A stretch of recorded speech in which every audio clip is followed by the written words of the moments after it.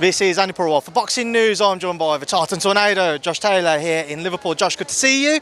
How did you enjoy the fights tonight? Yeah, amazing. That main event, wow, great. You know, from very first bell, full action. So, hats off to both ladies. They put on a great performance there. And in the end, I couldn't really split them. You know, I thought it was a very, very close fight. So, I thought it could have been a draw.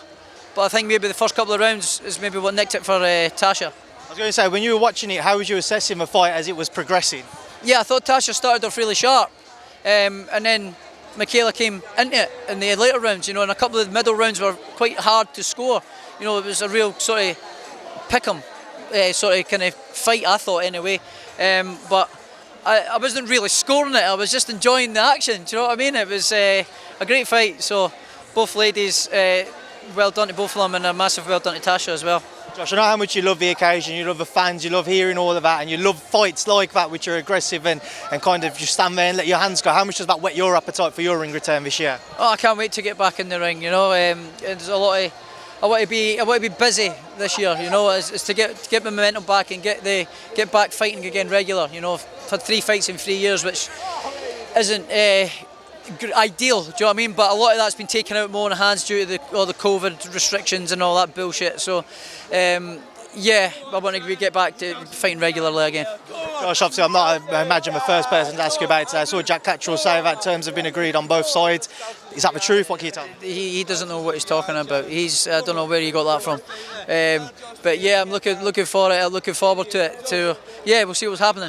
Do you think that the Jack Catterall fight will be next for you? Yeah, that's the fight. That's the fight that we want next, and that's the fight that we were trying to get sorted. You know, so it's down to I'm leaving it to my lawyer and Matchroom to sort it out in Top Rank. But we haven't heard anything else yet. But so the next phone call I really want to hear is that it's been done and it's been signed and delivered. That leads to my next question, Josh. How far off do you feel from what your understanding is that fight might be to being officially signed and on the dotted line? Well, as I said, I leave it to my lawyer and stuff. But we're getting somewhere now in terms of the negotiations and stuff like that. So hopefully, all right, mate.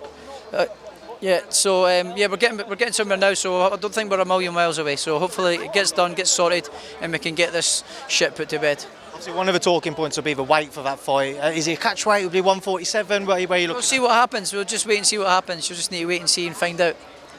Just away from that, obviously, Josh, I know you've got those aspirations to become a 2-time world champion. Where do you think that opportunity lies for you? Where do you think that will come from when you look at what's out there?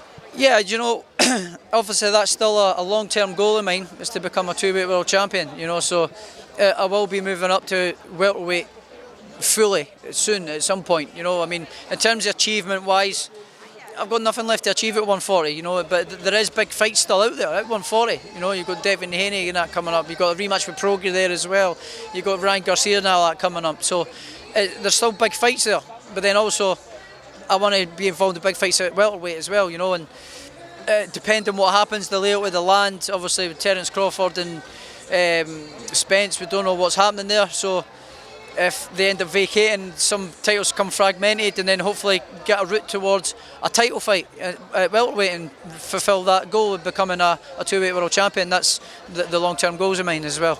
Josh, listen, I know you've done a number of interviews today, so I'm going to leave a final word to yourself. Everybody's eager to see you back in, everybody's eager for you to have that active year. Anything you want to leave on for the Tartan Tornado fans? Nah, nothing, just thanks everybody for the support and all you haters as well. Keep it going as well, because you keep that fire burning. Josh, pleasure as always. I'll see you soon.